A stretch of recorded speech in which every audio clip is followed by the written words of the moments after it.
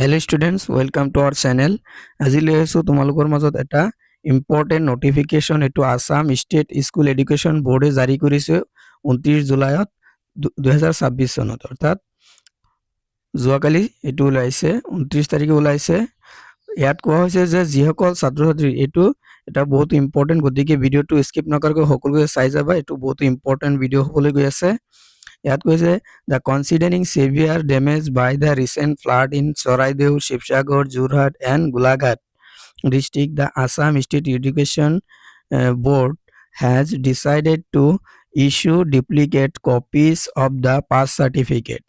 ইয়াত কোৱা হৈছে যে যেহেতু বৰ্তমান শিৱসাগৰ, যোৰহাট, গোলাঘাট আৰু চৰাইদেউত আৰু এইবিলাক ঠাইত যেটো প্ৰলয়ংকাৰী বান বিভীষিকা সৃষ্টি হৈছে বা বানপানীৰ সৃষ্টি হৈছে আৰু ইয়াত কোৱা হৈছে আৰু ইয়াৰ ইতিমধ্যে এটা নোটিফিকেশন ওলাইছে যে যিসকল ছাত্ৰ-ছাত্ৰীয়ে ইয়াত তেওঁলোকৰ ডকুমেন্ট অৰ্থাৎ সাৰ্টিফিকেট মাৰ্কশিট এটো এইবিলাক কি হৈছে ড্যামেজ হৈ গৈছে, সম্পূৰ্ণৰূপে নষ্ট হৈ গৈছে।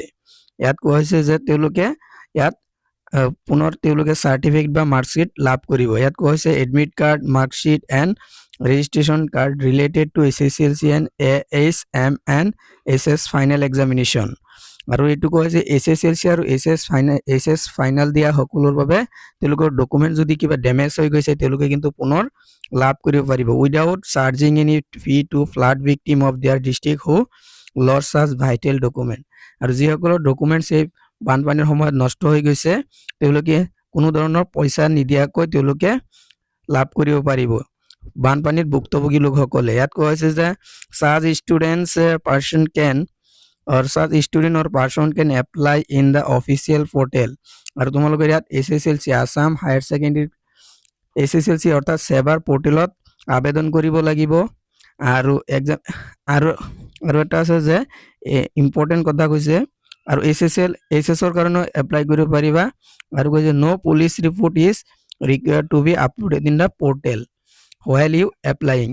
যেতিয়া তোমালোকে এপ্লাই কৰিবা এনে কিবা বস্তু হেৰালে আমি পুলিশ ৰেকৰ্ড আপলোড কৰিব লাগে বা ৰিপৰ্ট আপলোড কৰিব লাগে, কিন্তু ইয়াৰ পৰা ৰেহাই দিয়া হৈছে যেহেতু বান পৰিস্থিতিৰ মাজত আছে ৰাইজ। instead of the police report self declaration as flood affected will be uploaded by applicant in the portal। আৰু তোমালোকে যে অৰ্থাৎ যিসকলে বানপানীৰ ভুক্তভোগী হৈ আছে বৰ্তমান বান বিভীষিকাৰ মাজত আছে তেওঁলোকক সেইটো কৈছে সেলফ ডিক্লাৰেশন লাগিব অৰ্থাৎ নিজৰ এটা একনলেজমেন্ট সেলফ ডিক্লাৰেশন লাগিব, তেতিয়া তেওঁলোকে এপ্লাই কৰিব পাৰিব আৰু তেওঁলোকৰ সাৰ্টিফিকেট আহি যাব এসএস হক বা এসএসএলসি হক, ক্লাস 10 বা ক্লাস 12 ৰে হক ফাইনালৰ।